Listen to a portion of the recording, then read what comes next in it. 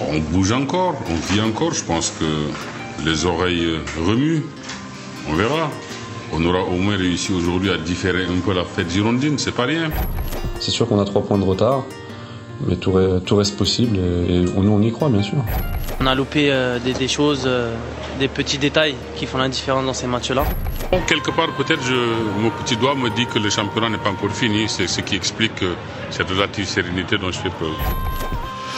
Maintenant, il y a seulement l'espoir qui peut nous sauver.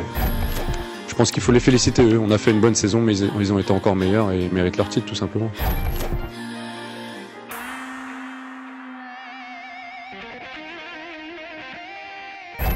Nous sommes un peu étonnés qu'on s'en prenne à M. Pape Diouf, dont nous avions le sentiment qu'il avait bien accompli les choses. Écoutez, vous savez, il y a quelqu'un qui a dit en parlant de l'OM que ce club-là n'appartenait à personne, qu'il a plus de 100 ans et que les dirigeants et les joueurs passaient. Seuls restaient en fait l'entité et seuls restaient les supporters.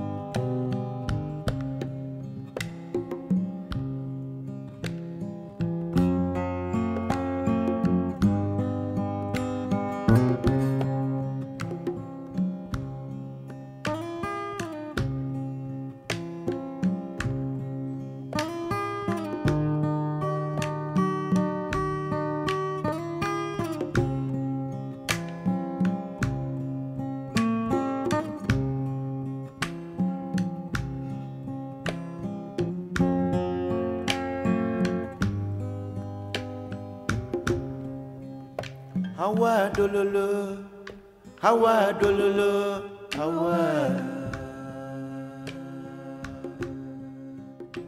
Pape Diouf est né le 18 décembre 1951 à Abéché au Tchad. Et oui, c'est vrai que la plupart des gens pensent qu'il est né au Sénégal à Dakar. Non, il est né le 18 décembre 51 à Abéché au Tchad.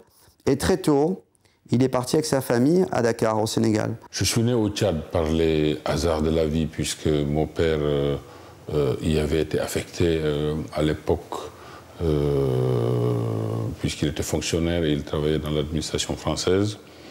Il était plus spécifiquement chargé de gérer ce qu'on appelait à l'époque le garage du gouvernement, c'est-à-dire le garage qui relevait de l'administration coloniale. C'est au sein de l'armée qu'il a acquis, je dirais, tout le bagage culturel et intellectuel. En parlant de bagage intellectuel, je nuance aussi, il ne faut pas... Je ne suis pas en train de le présenter comme un académicien ou un agrégé, mais pour quelqu'un qui n'a pas été à l'école, c'est quand même lui qui a appris à tous ses enfants à lire, c'est lui qui a appris à tous ses enfants à écrire. Et mon père adorait d'ailleurs ce moment où il faisait appel à moi pour écrire à ses propres amis, histoire très certainement de vérifier le niveau qui était le mien. Pape très jeune, il devait avoir 12-14 ans. Il arrivait à se procurer France Football de l'époque, d'accord?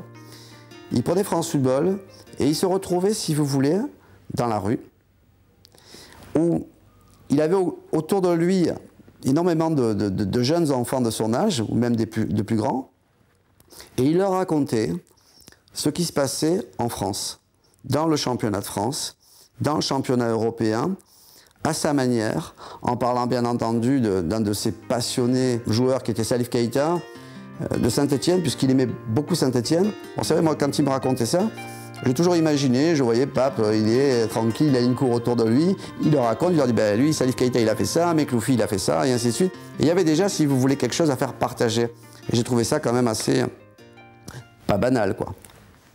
Étonnamment, la première lecture que j'ai faite, c'était une lecture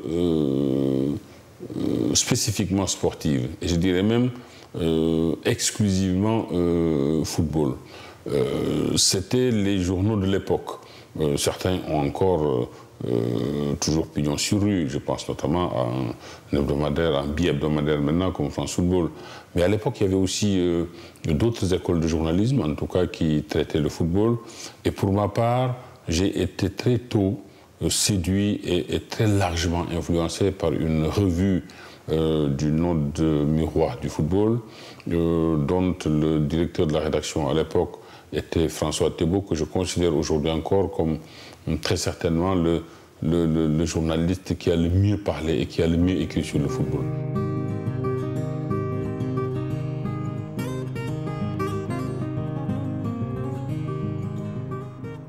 J'ai quitté le Sénégal dans les débuts des années 70. Mon père avait souhaité à l'époque me voir venir en France et peut-être mener une carrière militaire. Donc j'ai tout de suite souhaité ne pas m'engager, espérant assez rapidement trouver une solution peut-être pour retourner au pays.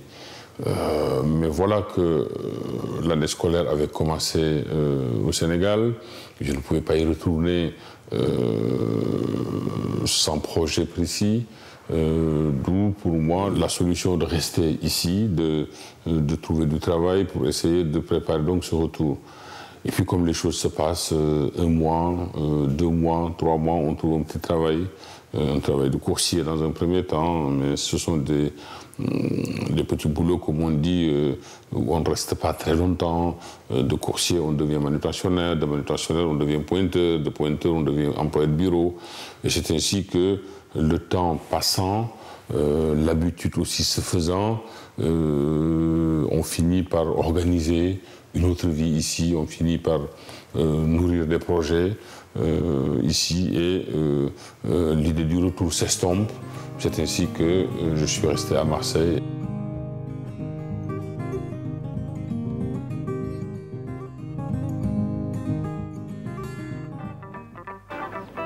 L'indépendance, pourquoi faire? Pour nous, d'abord, pour être nous-mêmes, pour être des hommes africains, avec tout ce qui nous caractérise, mais en marche pour une vie meilleure et qui puisse nous identifier chaque jour davantage avec les autres hommes dans le monde. Tous ces mouvements qui naissaient spontanément parfois, de manière beaucoup plus organisée aussi d'autres fois, et qui étaient des mouvements, je dirais, de soutien au mouvement de libération qui prospérait à l'époque en Afrique, notamment en Afrique lusophone. Je sais qu'il était important pour nous tous, étudiants ou jeunes travailleurs de l'époque, africains en règle générale, que nous manifestions en tout cas notre solidarité, notre soutien à ces mouvements-là. Cabral était un symbole beaucoup plus fort à l'époque que Senghor, beaucoup plus fort que Houphouët, beaucoup plus fort que Djori, Amani. Donc oui, il est arrivé que j'ai milité auprès d'associations d'étudiants. Il est arrivé aussi que j'ai manifesté pour des... toujours, je dirais, pour le soutien que, en tout cas, ici, en Europe aussi, certains, notamment beaucoup d'intellectuels, apportaient à ces mouvements de libération.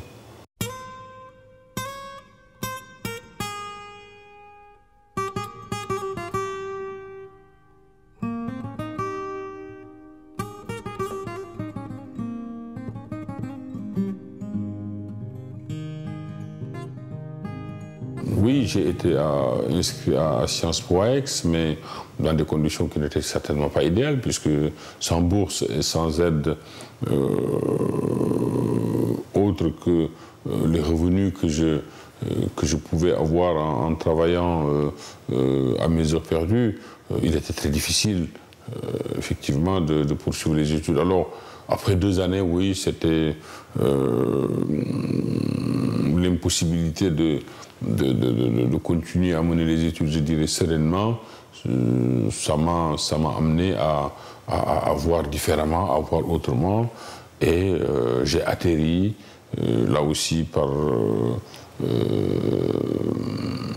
hasard inouï, je dirais, au PTT. Là où j'ai la chance, je peux dire ça aujourd'hui, de rencontrer un homme féru de foot, un homme qui, de surcroît, était très ouvert, qui aimait discuter, qui venait de la Corse, Tony Salvatori.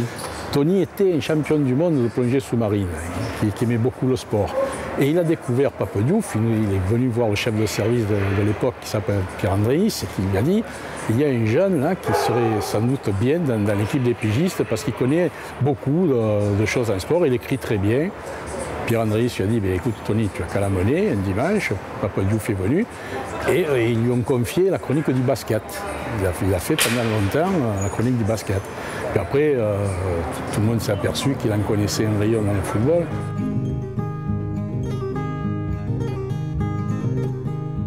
Le journalisme des années fin 70-80 au journalisme d'aujourd'hui, c'est vrai qu'il y a énormément de différences entre les deux pratiques. Mais là, je ne vais considérer que le journalisme sportif et principalement le journalisme qui traite du football. Je me souviens à l'époque, lorsque nous, qui suivions l'actualité olympienne, nous rendaient sur les aires d'entraînement ou dans les stades, nous étions, je peux quasiment dire, les bienvenus. En ce sens que nous étions 3 ou 4 autour du terrain, même à l'époque où l'Olympique de Marseille dominait la France et même l'Europe. Nous étions 4, nous étions 5 au maximum. Il n'y avait pour ainsi dire jamais de radio, il n'y avait pour ainsi dire aussi jamais de caméra. Et à l'époque, parler avec des joueurs était quelque chose, je dirais, de très naturel et de quotidien. C'est dans les vestiaires que nous les trouvions. Par exemple, après un match, 15 minutes après le coup de sifflet final, quand les vestiaires n'étaient pas ouverts, les journalistes que nous étions pestions.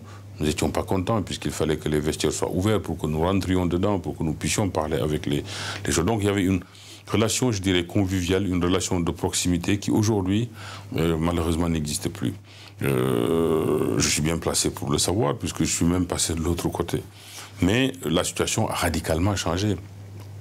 Il y a Internet aujourd'hui, il y a la libéralisation complète des radios, de plus en plus de chaînes de télévision. Il n'est pas rare, après l'entraînement, lors d'un point presse ici à la commanderie à Marseille, que nous nous trouvions face à une trentaine, quarantaine de journalistes, ce qui à l'époque n'était pas imaginable. C'était d'abord un journaliste élégant, comme il l'est dans la vie d'ailleurs, hein, toujours tiré à 4 épingles. Alors il était élégant, rigoureux, sans concession et profondément honnête dans ce qu'il avait à dire et à raconter. Un passionné de football d'abord, et c'était important parce qu'à l'époque, il était journaliste à la Marseillaise, un journal qui accordait beaucoup de place à l'Olympique de Marseille. Il était chargé de suivre, à l'époque où je l'ai connu, l'Olympique de Marseille. Et il était un journaliste éminemment respecté pour toutes les qualités que je viens d'énoncer. L'avantage de Pape, quand il était journaliste, quand il a commencé à être journaliste à la Marseillaise, c'est que Pape, si vous voulez, n'était pas supporter de l'OM. Bon, ça ne veut pas dire qu'il n'aimait pas l'OM, attention. Mais dans son enfance, il a toujours été, si vous voulez, très attiré par Saint-Etienne. Pourquoi? Parce que Salif Keïta, parce que Mekloufi, certains joueurs qui l'ont fasciné. Et si vous voulez, quand il est arrivé à Marseille, il avait justement ce recul par rapport à la presse marseillaise, qui, si vous voulez, était quand même beaucoup plus proche des joueurs du club. Ce qui fait que Pape, quand il écrivait un papier, il écrivait à sa manière, avec un certain recul, et c'est vrai qu'il disait toujours ce qu'il pensait.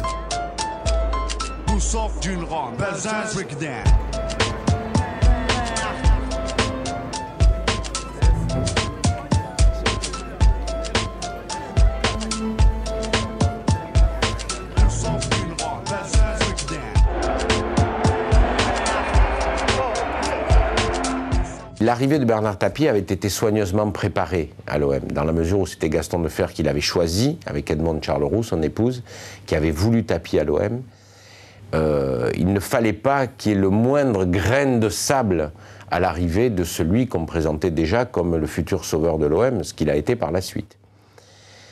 Donc, incident tout de suite, quand Bernard Tapie s'assoit à la droite de Gaston Defer, dans cette salle du Parc Chanot, tout de suite Tapie s'en prend à Gérard Etcheverry, en disant, de toute façon, les journalistes, bon. Mais d'une manière assez inélégante, pas ordurière, mais très triviale. Et Pape Diouf et moi, lui était correspondant de la Marseillaise, spécialisé des choses de l'OM, et moi j'étais à l'époque à Radio France. Et donc on se regarde avec Pape et on dit on ne peut pas laisser passer ça le premier jour. Donc on réunit nos confrères de la radio, de la télé, de la presse écrite, et on leur dit, bon, si Tapie ne fait pas des excuses, là, ou s'il commence comme ça à se comporter avec la presse, ça ne peut pas aller. Et on décide de boycotter, entre guillemets, la première conférence de presse de Bernard Tapie. Je dois vous dire qu'on a eu beaucoup de mal à convaincre les confrères, et depuis ce jour-là, on a été considérés, lui et moi, un peu comme des anti-Tapie, avant même qu'il ait prononcé son premier discours à l'Olympique de Marseille. Je crois que la relation que j'ai établie très tôt avec Bernard Tapie était une relation de nature très différente de celle que lui-même avait, en tout cas nouée avec d'autres journalistes. Il est vrai que je travaillais à l'époque à la Marseillaise, nous étions un tout petit peu le poil à gratter, si je puis dire, de la presse marseillaise. Nous étions ceux qui ne disaient pas oui à tout bout de champ. Nous cherchions toujours, je dirais, à aller un peu plus loin, à analyser tout ce que, c'est vrai, Bernard Tapie n'aimait pas trop. Bernard, à l'époque, souhaitait plus des journalistes qui lui soient dévoués, qui ne se posent pas en opposant de ce qu'il disait ou de ce qu'il faisait. Et j'ai incarné un peu cette forme d'opposition. Il y avait aussi quelques autres journalistes à Marseille, notamment Jean-Louis Pacul, qui lui aussi avait, je dirais, souhaité résister un peu à cette emprise énorme de Bernard Tapie. Donc, très tôt, oui, les relations ont été conflictuelles, mais étonnamment, il y a toujours eu une forme de considération entre lui et moi. Il a exercé ses talents à la Marseillaise, je crois, jusqu'aux environs des années 85, 86, puisqu'après il est parti dans un autre journal. Tous les jours après l'entraînement, quelques joueurs de l'OM, dont Joseph-Antoine Bell, qui était le gardien de but de l'Olympique de Marseille de l'époque, venaient nous voir parce qu'ils étaient amis avec Pape Diouf, avec moi aussi. Et Joseph-Antoine disait à Pape, bon, t'es journaliste, c'est bien, tu es respecté dans le milieu, tu es connu, tu es apprécié et surtout respecté. Et nous, les joueurs blacks de France, on n'a pas d'agent pour nous représenter et tout. Si un jour tu dois arrêter ton travail, ce serait bien que tu te mettes dans les affaires du football, que tu deviennes l'agent de quelques amis. Il était déjà ami avec Bernard Lama à Paris, avec Joseph-Antoine Bell à Marseille et quelques autres. Mendy à Saint-Étienne, bon, il avait déjà des connexions et des rapports d'amitié et de respect mutuel avec plusieurs joueurs blacks français. À l'époque, l'agent est un petit peu diabolisé. C'est un métier nouveau dans le football qui brasse beaucoup d'argent, enfin pas autant qu'aujourd'hui, mais déjà beaucoup d'argent. Donc on se dit qu'il fait ça pour gagner plus d'argent. En plus, au départ, il a des joueurs africains ou d'origine africaine seulement, ce qui n'a pas été le cas par la suite. Hein. Mais donc, il y a un petit peu de jalousie, il y a des sarcasmes. Bon, je ne crois pas que beaucoup de gens souhaitent vraiment sa réussite. J'ai dû prendre le temps nécessaire à la réflexion avant de me décider. Je me suis décidé en ayant recensé à peu près ce qu'on pouvait reprocher aux agents, c'est-à-dire une forme de cupidité, une forme de tromperie sur la marchandise, en ne disant pas toujours aux garçons la vérité, en leur faisant signer parfois des contrats qui les engageaient plus qu'il n'en fallait. C'était, disons, autant de travers, en tout cas, qu'on collait sur le dos des journalistes, des agents. J'ai essayé de de faire à peu près le contraire de tout cela, ne pas signer de contrat avec les joueurs, sinon de nous entendre oralement, ce qu'on peut appeler parfois un contrat moral. Quand on sollicite un agent, on ne sait pas trop où on va. On sait pas trop où on va. Donc le discours de Pape Diouf était d'une simplicité, d'une explicité aussi assez fascinante. Il a un pouvoir de séduction énorme. Il n'y avait pas cette obligation de contrat, je veux dire, purement salarial. Il cherchait vraiment à faire en sorte que le joueur ait avant tout ce qu'il réclamait, ce qu'il espérait, et lui passait après. Il y a des fois où des jeunes joueurs, pour donner un exemple, des jeunes joueurs qui étaient sous contrat, où Pape se battait pour leur contrat, il avait du mal à obtenir ce qu'il voulait et tout. Et à l'arrivée, avec les présidents, bon, il y avait des petites tensions et tout, et il finissait par dire bah, ma commission, vous la donnez aux joueurs. Et je crois que ça, c'est des choses que moi, j'ai jamais entendu de l'extérieur, par exemple. Je n'ai jamais entendu. Conduire la carrière d'un joueur, ce n'est pas seulement parler de pourcentage, ce n'est pas seulement parler de commission. Il y a dedans une passion, il y a dedans pour moi un intérêt qui va au-delà du matériel et du financier. Arriver à aider un garçon à exprimer son potentiel par un mot, par une attitude, par une discussion, c'est quand même quelque chose aussi de jouissif. Il faut comprendre que Pape, dans son métier d'agent à l'époque, il passe des heures au téléphone. L'après-midi, la nuit, et si vous voulez, il passe des heures avec ses joueurs. Et pas forcément avec les meilleurs. Mais vous savez, un joueur de football, il faut parfois aller plus loin. Et quand il a un problème à la jambe, s'il est immobilisé pendant 3 mois, il se crée des tensions dans sa famille ou dans son couple. Et parfois, Pape est très souvent, si vous voulez, le stabilisateur de tout ça. Et on va dire, c'est une autre facette du métier d'agent, d'accord ? Enfin, de sa personnalité. Je pense que son plus grand mérite a été justement de permettre de donner une autre image de ce métier d'agent, passer du côté un petit peu maquignon à une plus grande élégance, pas seulement vestimentaire, mais aussi morale, beaucoup plus d'honnêteté. Au départ, c'était pas évident quand même. xale bi kii de jaaxle na sonal nga ko te xamul ku dul yow xale bi ndeyam baana ko baay ba baana ko te gisoo ci dara xarit na nga réglé xarit te nga xam ni